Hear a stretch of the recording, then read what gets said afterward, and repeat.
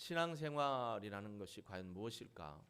신앙이라는 말이 붙어 있기 때문에 신앙생활이라는 것은 결국 하나님과 동행하며 함께하는 삶이 신앙생활이 될 수 있습니다. 중요한 것은 하나님이 중심이 되어야 하는 것이죠. 또 우리가 누군가를 따라간다라는 말을 통해서 보는 것처럼 예수 그리스도를 따라간다라는 그 믿음의 행보가 반드시 있어야 그것이 진정한 신앙생활이 될 수 있습니다.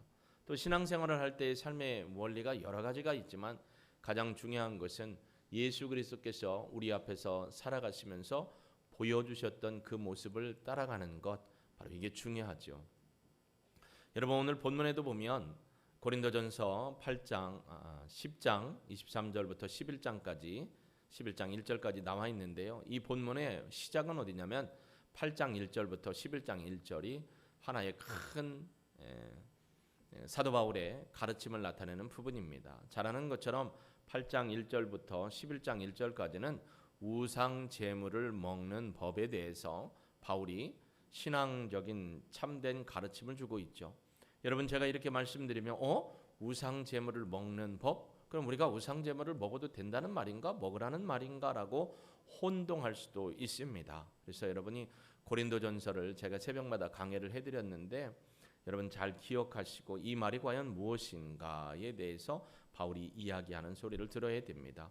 고린도 교회에 대해서 우리가 알고 있는 바는 고린도 교회는 분열이 있었던 교회죠. 왜 분열이 있었냐면 이 예루살렘에서 파송한 이 유대 복음주의자들이 마케도니아까지 고린도 지역까지 왔어요. 그리고 와서 하는 말이 바울이 전한 복음은 부족하다.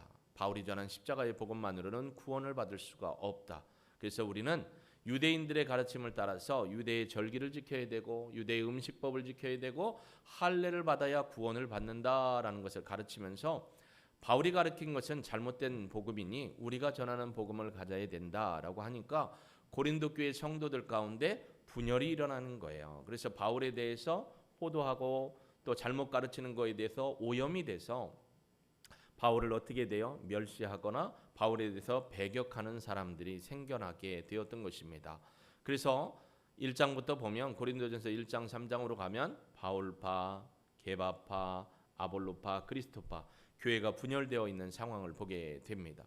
그런 분열 가운데에서 결혼의 문제, 형제들 간의 소송의 문제, 부활의 문제, 예배 때 포를 쓰는 문제, 오늘 나와 있는 것처럼 우상 앞에 드리는 제물과 먹는 문제, 이런 일들이 고린도 교회 문제로 드러나게 되죠. 그래서 바울이 고린도 교회에 편지를 쓰면서 이러한 문제들에서 신앙적으로 잘 정리해 주는 가운데 8장 1절부터 11장 1절까지는 우상 제물을 먹는 방법에 대해서 바울이 정확하게 깨우쳐 주고 있습니다. 그래서 오늘 본문이 그 마지막 부분으로서 11장 1절이 결론적이죠. 우리 11장 1절 말씀 한번 같이 읽어보실까요?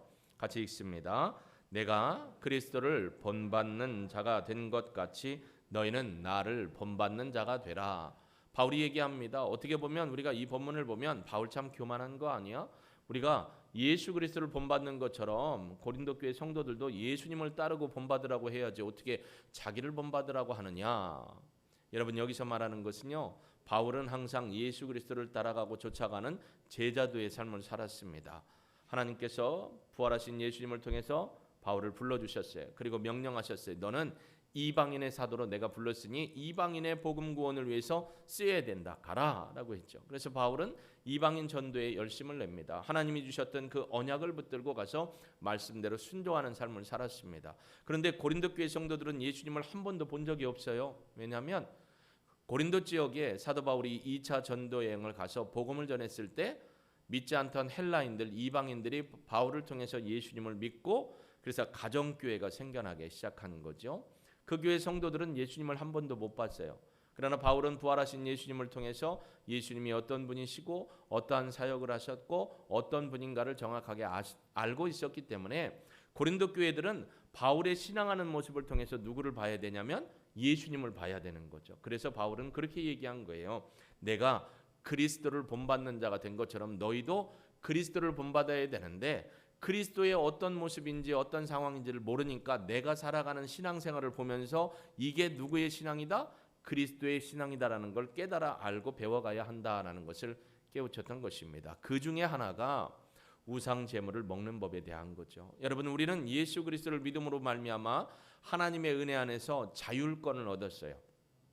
자유롭게 말하고 자유로운 의지를 가지고 프리 에이전시, 자유로운 의지를 가지고 자유로운 행동을 본인 스스로 선택하며 살아갈 수 있게 됐어요. 그런데 바울이 앞에 4장 5장 넘어오면서부터 성도들을 향해서 깨우치는 것은 우리가 자유롭게 무언가를 할 수 있지만 그것이 다 우리 마음대로 되는 것은 아니다. 예를 들면 내가 장가가지 않고 독신으로서 사역을 하고 있지만 내가 이렇다고 해서 고린도교회 성도 여러분에게 다 시집 가지 말고 장가가지 말고 이혼한 사람은 재혼하지 말고 이혼하지 말고 했던 걸 다 그렇게 하는 것이 아니고 여러분에게 하나님이 주신 자율권 안에서 하는 것이다. 예배의 포를 쓰는 문제도 영적인 질서 안에서 하는 것이고 모든 것을 가리키면서 자율권을 얘기하지만 거기에 중요한 걸 얘기하는데 그게 23절입니다.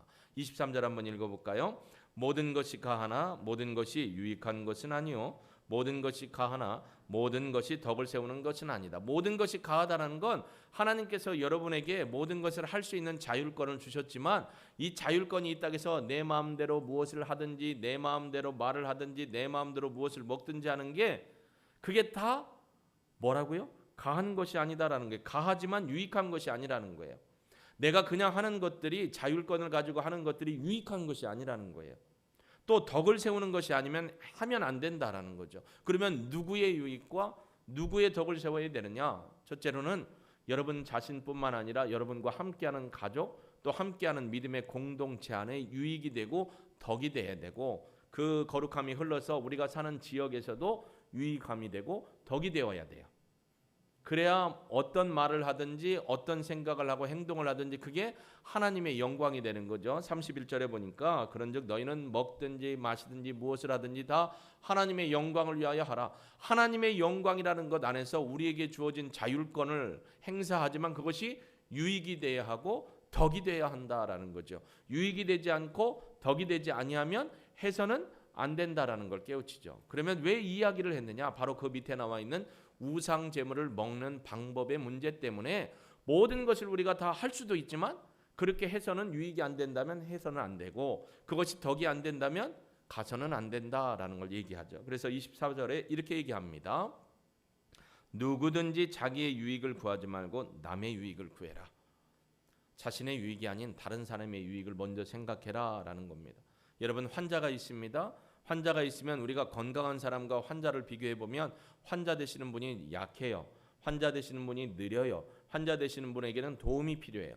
그러면 환자가 건강한 사람한테 맞춰줘야 합니까? 아니면 건강한 사람이 환자한테 맞춰줘야 됩니까? 뭐 물어보나 마나죠. 환자에게 건강한 사람이 맞춰줘야죠. 제가 주례사를 할 때 보면 그럽니다. 가장 쉬운 건 신랑이 크고 신부가 작아요. 우리 집 같은 상황이죠. 이렇게 눈높이를 맞추러 가면 대부분 어떻게 하냐면 남자가 숙여가지고 여자 눈에 맞춰주더라고요. 근데 그건 공정함이 아닙니다. 눈높이를 맞추려면 어떻게 해야 돼요? 올라가고 내려와야죠. 그래야 눈높이가 맞죠. 그러나 기본적으로는 배려를 먼저 해줘야 되는 거예요. 저희 집에도 저희 아버님이 뇌경색으로 한 10년 이상을 고생하셨지 않습니까? 제가 한 달에 한 번씩 내려가서 제가 되는 순간순간마다 내려가 보면 저희 집 반찬이 다 전부 뭐예요? 희멀건해요. 우리 어머니 왈 이건 다 아버지에게 맞춘 거니까 희멀건하고 심심해도 네가 알아서 먹어라. 예, 따로 반찬 안 해주셨어요. 먹으면 이게 물인지 정말 이 동치미인지 모를 정도로 심심하게 했어요. 또 저희 아버님이 폐암이셨어요. 그러다 보니까 아버님 입맛에 맞는 반찬을 넣으셨어요. 왜 그러죠? 그분의 유익을 위해서 맞춰주는 거죠.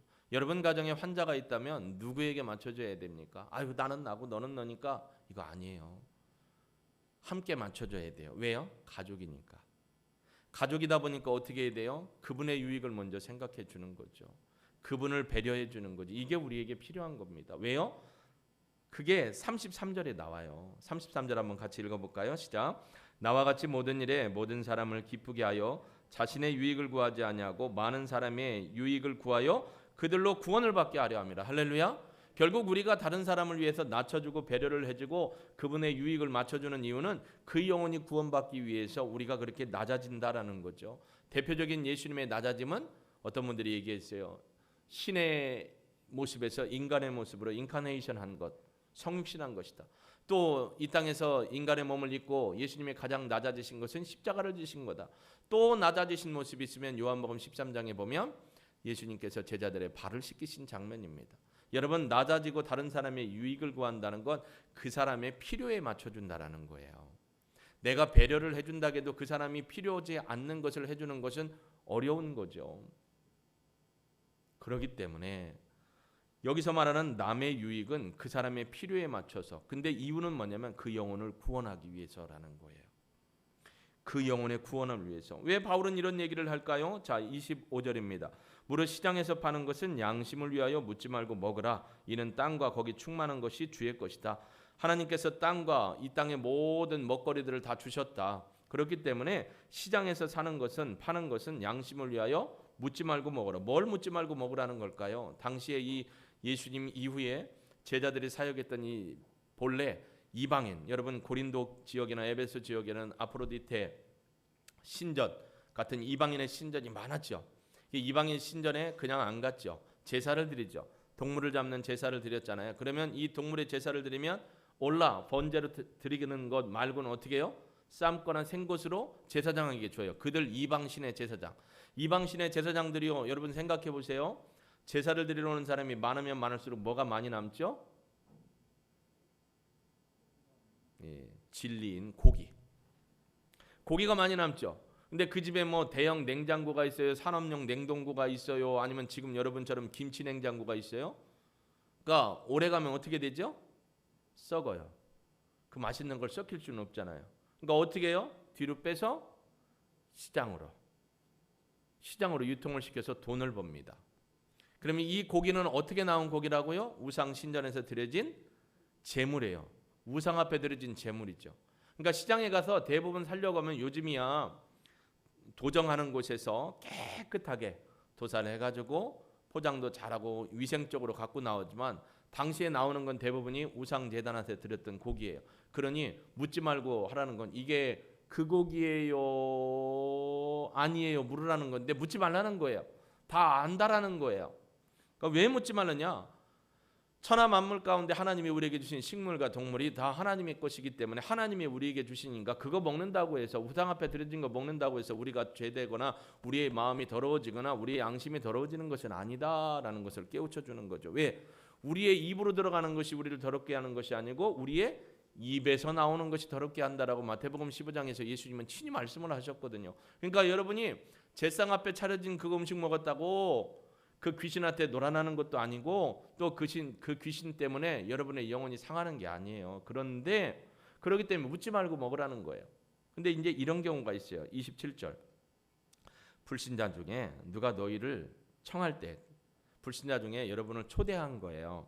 청할 때에 너희가 가고자 하거든 너희 앞에 차려놓은 것은 무엇이든지 양심을 위하여 묻지 말고 먹어라. 누구의 양심이죠? 초대하는 사람의 양심, 여러분의 양심을 위하여 묻지 말고 먹어라. 믿지 않는 사람이 청했으니까 이 고기가, 이 음식이 어디에 올라갔다 내려온 거일 확률이 높아요. 이단에 제사 드릴 때 쓰였던 고기일 수 있다라는 거죠. 그러니까 양심을 위하여 묻지 말고 먹어라. 그런데 먹고 나서 하는 말이 누가 너희에게 이것이 제물이라 말하거든 알게 한 자와 그 양심을 위하여 먹지 말아라. 알게 한 그 사람과 그 사람의 양심을 위하여 먹지 말라는 거예요. 왜요?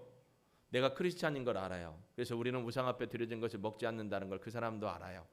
근데 그 사람이 거의 다 먹을 쯤이나 다 먹어놓고 하는 말이 뭐라고요? 아, 좀 전에 먹었던 거 지난번에 그 바알 신전에다 아세라 신전에다 올렸던 고기 사갖고 와서 한 거예요. 참 맛있죠? 이렇게 얘기하면 여러분이 그냥 손가락을 입에다 대고 욱욱 하면 안 된다라는 거예요. 아, 그랬냐고. 사전에 얘기했다면 안 먹죠. 근데 다 먹고 나서 그런 얘기를 했을 때는 그 사람들의 양심을 위해서 더 이상은 먹지 말라라는 거예요. 그러면 왜 그 사람들의 양심이 우리에게 중요하냐? 바울은 그럽니다. 29절에 내가 말한 양심은 너희의 것이 아니요 남의 것이니 그 이야기를 한 사람의 것이니 어찌 내 자유가 남의 양심으로 말미암아 판단을 받겠느냐? 그 얘기는 내가 하나님이 주신 거룩함 가운데 무엇을 먹든지 우리는 하나님 앞에서 참된 믿음으로 말미암아 거룩해요. 그런데 그걸 먹는 걸 본 믿지 않는 사람이나 신앙이 연약한 사람이 볼 때는 그걸 먹는 나를 보면 어떻게 된다는 거예요. 그들의 양심에 저 사람 예수쟁이 아니야? 저 사람 목사 아니야? 그런데 어떻게 저걸 먹지라고 실족하고 넘어질 수 있기 때문에 그들을 생각하는 양심에서 먹지 말라라는 거죠. 저는 이런 일이 있었어요. 제가 대학교 2학년 때에 저희 외할머니 권사님께서 소천하셨어요. 돌아가실 때까지 기도하셨고 돌아가신 직전에는 고비 2개를 언덕 고개를 넘어서 그 감리교 지금도 그 도로를 가다 보면 그 교회가 보여요.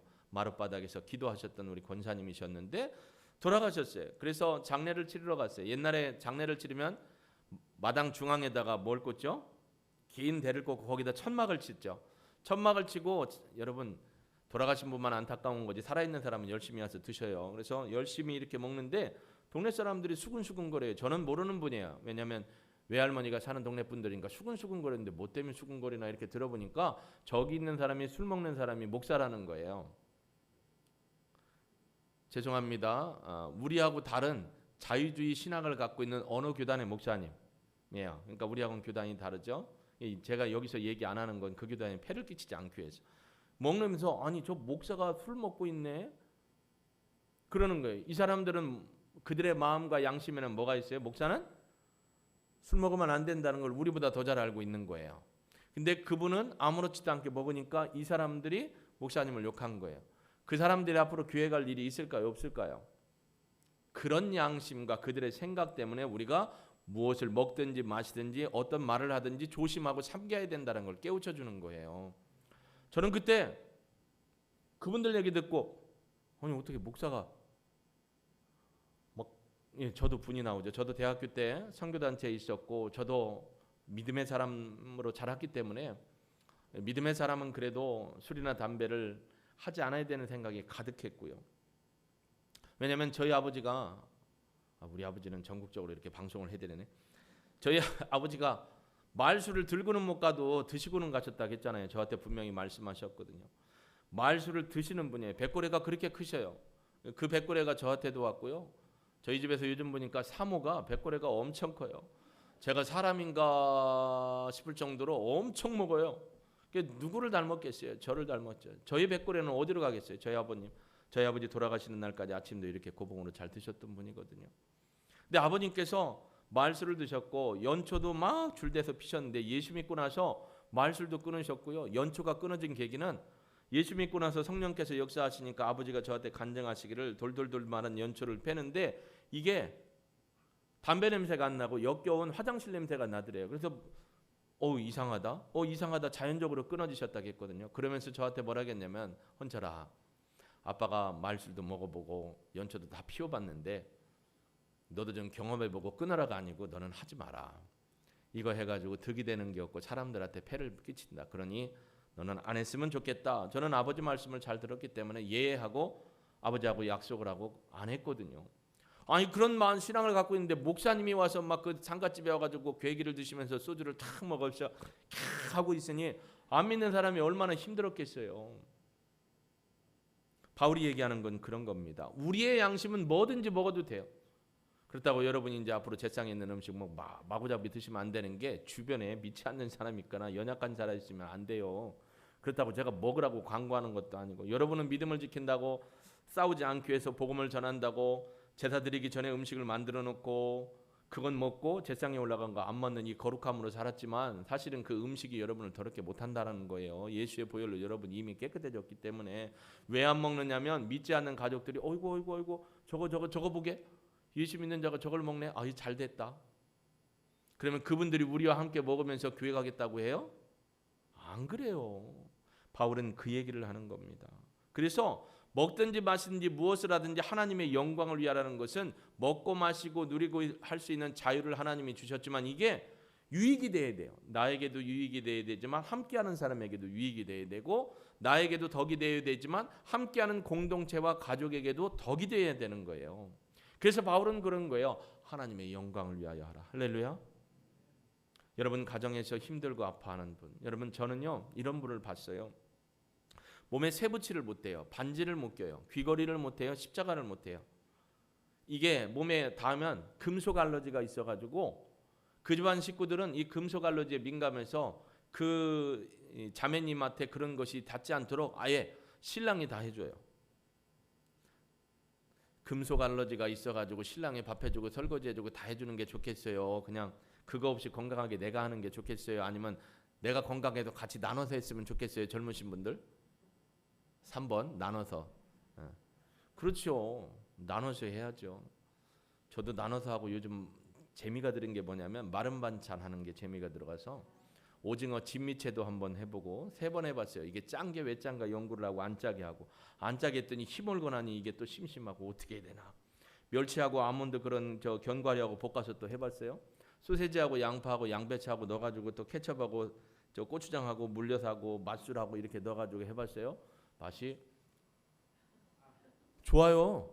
뭘 또 맛이 없는 것처럼 괜히 또 좋아요. 궁금하면 저희 집에 와서 드셔보세요. 남았어요. 이쁘게 찍어가지고 요리하는 것까지 보내줬더니 아주 자격증을 따세요라는 답이 왔어요. 여러분 뭐든지 먹고 마실 수 있는 자유가 있지만 이게 하나님의 영광을 가리는 것이면 안 된다라는 거예요. 우상제물을 먹는 거 우리는 먹을 수 있지만 우리 옆에 있는 믿음이 연약한 사람이나 믿음이 없는 사람들이 봤을 때는 그들이 하나님의 진리 안에서 구원받는 길에서 멀어질 수 있다라는 거죠.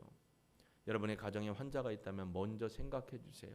먹는 거, 마시는 거. 어떤 분은요, 그런 분도 있어요. 민감해요. 아까 금속 알러지 얘기한 분 있죠? 그분은 세제에 민감해요. 피부가 약해요. 저보다도 더 약해요. 그러니까 뭐가 잘못되면 피부에 병이 나요. 그러니까 항상 장갑을 끼는데 불편하니까 집이 세제를 바꿔버린 경우도 있더라고요. 그분이 저한테 가끔 목사님 기도해 주세요. 도청에 군청에 건축하는 일에 이렇게 방해하는 사람인데 그분 때문에 아주 그냥 힘들다고 이걸 자꾸 달라고 한다고. 그래서 안 줬더니 막 트집을 잡고 막 그러면서 힘들게 한다고 기도해 달라고 했는데 그분이에요. 그분의 아내가 그런 일을 겪고 있는 거죠. 그래서 그 가정은 패턴을 바꾼 거예요. 그 환자를 중심으로. 저희 아버님을 위해서 어머니가 음식 해놓고 저 가면 아무것도 못 먹어요. 먹을 수 있는 건 계란 후라이 하나. 이건 소금을 따로 쳐서 주니까 나머지는 다 어머니가 해놓은 반찬. 그래도 아버지를 생각하는 마음으로 했던 겁니다. 그것도 그분의 유익을 위해서요. 왜요? 저희 식구는 다 예수 믿으니까 관계없지만 여러분 가정에 예수 믿지 않는 가족이 있을 때 왜 우리가 배려를 하고 그분을 유익하게 하는가? 바로 여기 있는 말씀입니다. 바로 그들로 구원을 받게 하려 함이라. 하나님께서 우리에게 주신 말씀이 바로 이겁니다. 우리는 뭐든지 할 수 있어요. 그러나 안 하죠. 대한민국에 선교사들이 들어왔습니다. 선교사들이 들어와 보니까 한국 사람 참 착해요. 한국 사람 참 착해요. 하고 교회 와서 그렇게 잘하는데 신방을 가서 보니까 집안에 없어요. 농한기에. 그러니까 사랑채 같은 데 갔더니 여기는 오소리를 잡는지 막 굴뚝이 이렇게 막 필요한 것 같아요. 근데 보니까 한국 사람 착해요 했던 우리 성도가 거기 있는 거예요. 보니까 그분도 오소리를 잡고 계시고 숫자를 세고 계신 거예요. 당시에는 이게 그림을 안 그렸잖아요. 숫자잖아요. 대나무에 이렇게 해가지고 섰냐 안 섰느냐 딱 이렇게 그러잖아요. 그러니까 이거 믿을 수 없는 신앙이에요. 막 성도가 길바닥에 탁주 벗고 널브러져 있고. 그래서 금주 금연 운동을 한 거예요. 물론 당시만 해도 우리가 일제시대 때 어려움이 있으니까 국제보상운동 대구에서 일어난 것들은 우리가 자립해야 된다 경제력으로 그런 의미도 있지만 성도들의 삶의 개혁을 위해서 예수님을 따라가고 믿고 따라가는데 이게 도저히 본의 안 돼요. 그러니까 금주 금원령을 내렸어요. 금주 금연령을 내렸죠. 어찌 보면 여러분의 삶 속에 살아가면서 직장을 다니다 보면 어떤 분은 술상무를 해야 되는 경우도 있고 어떤 분은 싫지만 꼭 뭘 먹어야 되고 해야 되는 경우도 있어요. 또 어떤 사람은 괴팍해서 예수 믿는 걸 알고 더 시키는 사람도 있어요. 저도 그런 적이 있었습니다. 아버지하고 그런 얘기를 나눴고 결심을 했다고 했잖아요. 대학교에 들어갔더니 저희는 경상대예요. 무역, 경영, 경제, 무역, 회계. 그러니까 이 한등치더라고요. 저희 고등학교 출신의 경상대가 군기가 셌어요. 남부운동장에 전부 신입생과 재학생들 모여라. 한 몇십 명이 모였어요. 몽둥이 하나를 딱 회장님이 갖고 계신 거예요. 그리고 앞에 얼마나 많은 술, 막걸리하고 소주고 맥주가 그렇게 많은지 한 사람 앞에 막 이 바로 위에 선배들이 우르르르르르 다 깔아놓습니다. 그리고 이제 컵을 줍니다. 대접도 주고요. 따라서 먹으라는 거죠. 그래놓고 이 몽둥이를 든 회장님이 자기가 축하한다고 신입생들한테 다 와서 친히 어떻게 하는 거예요? 친히 영전을 베풀어 주십니다. 일단 받았어요. 먹어 하는데 이제 안 먹는 거죠. 그때 이제 얼굴에 싹 굳어졌어요. 여러분 혹시 헝그리 베스트 5나 그 농구의 채치수라고 아세요? 채치수? 이런 얘기 이제 안 통하죠. 누구를 얘기해야 되나? 임꺽정이는 아세요?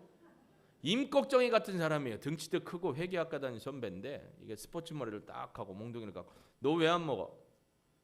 아, 예, 저는 교회를 다닙니다. 웃으면서 뭐라고 했다고요? 나도 교회 다닐 때 회장했어, 고등부. 먹어.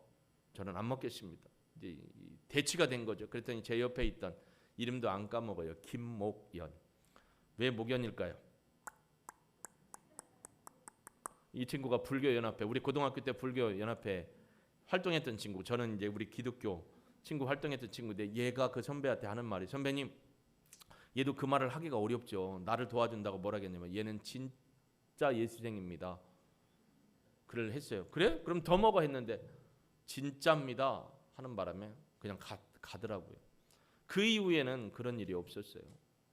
그렇지만 여러분의 삶을 살다 보면 안 할 수가 없는 상황이 있을 수도 있어요. 그때 여러분이 지혜롭게 또 여러분의 양심에 맞춰서 잘 해낼 수 있어야 된다라는 것을 이제라도 깨우쳐 드립니다. 진작에 알았으면 여러분이 더 잘했을 텐데 지금도 잘하고 계시지만 여러분, 그래서 우리는 무엇을 먹든지 무엇을 마시든지 무슨 일을 하든지 다 유익과 덕과 더 크게는 하나님의 영광을 위해 하셔야 한다라는 것이 바로 오늘 바울이 우리에게 깨우쳐주고 있는 것입니다. 특별히 11절 말씀이 우리에게 참 중요합니다. 내가 그리스도를 본받는 자 된 것 같이 너희는 나를 본받으라. 나를 본받으라는 건 내가 예수 그리스도를 따라가는 거예요. 여러분, 본받는다라는 동사는 뭐죠? 트래킹이죠. 근데 사실은 따라간다라는 의미인데요. 이 제자도에서 말하는 따라간다라는 건 마음의 헌신과 육신이 함께 가는 행동이에요. 이게 좇는다라는 말이에요. 좇는다. 그러니까 마음의 헌신이 내적으로 있고 그 마음의 내적인 헌신이 외적으로 드러나는 따라가는 행동. 이게 바로 하나님 앞에서 참된 제자의 삶을 사는 성도에게 요구되는 삶입니다. 제자라고 하는 것은 스승의 뜻을 계승하는 것이고 스승으로부터 배운 것을 따라가는 것이죠. 우리 모두는 다 예수 그리스도의 제자로 부름을 받았습니다. 그래서 그리스도인이라는 말을 붙여주고 있죠. 여러분, 저와 여러분이 하나님 앞에 참된 믿음으로 그리스도를 따라갈 수 있는 믿음의 신앙인으로 부끄러울 것이 없는 선한 사람이 되길 주님의 이름은 축복합니다. 그러려면 하나님의 영광을 먼저 생각하셔야 돼요. 말하고 생각하고 행동. 내 입 갖고 내 말하는데 내가 그 말도 못해가 아니에요. 본인에게 유익이 돼야 되고요. 다른 사람에게도 유익과 덕이 돼야 되고 그 듣는 하나님 앞에 영광이 돼야 합니다. 그래서 말에나 생각에나 행동에 예수님처럼 말하고 예수님처럼 행동하고 예수님처럼 살아가고 예수님처럼 능력으로 나타내고 예수님의 인격으로 변화되어서 참된 복음을 따라가는 신실한 하나님의 백성들이 되어야 할 줄로 믿습니다. 왜냐하면 우리가 이 땅 가운데서 빛과 소금의 역할을 감당해야 되는데 빛과 소금의 역할을 감당하지 못하면 세상도 따라올 수 있는 빛과 소금을 잃어버리게 되는 거죠. 우리가 빛과 소금의 역할을 감당을 못하면 어떻게 되죠? 빛은 사그러듭니다. 그럼 어둠이 있습니다. 소금은요, 맛을 못 내면 밟힌다고 했습니다. 믿지 않는 사람들이 더 여러분을 밟아대는 거죠. 그러니까 지금 한국교회가 하나님 앞에서 저와 한국교회가 하나님 앞에서 거룩함과 진실함으로 서지 못한 삶이 오래되었기 때문에 지금 이런 어려움을 겪고 있는 겁니다. 누구를 탓하고 누구를 원망할 수 있겠습니까? 우리 스스로가 하나님의 뜻대로 살지 못하고 가하지만 유익과 덕을 세우는 삶을 살지 못하니까 지금 우리가 이렇게 힘든 거예요. 초대교회 보십시오. 교회가 어려울 때 세상 사람들이 교회를 덮어주고 세상 사람들이 교회를 칭찬했습니다. 오늘의 교회 보십시오. 어디 세상 사람들이 그렇게 많이 칭찬을 합니까?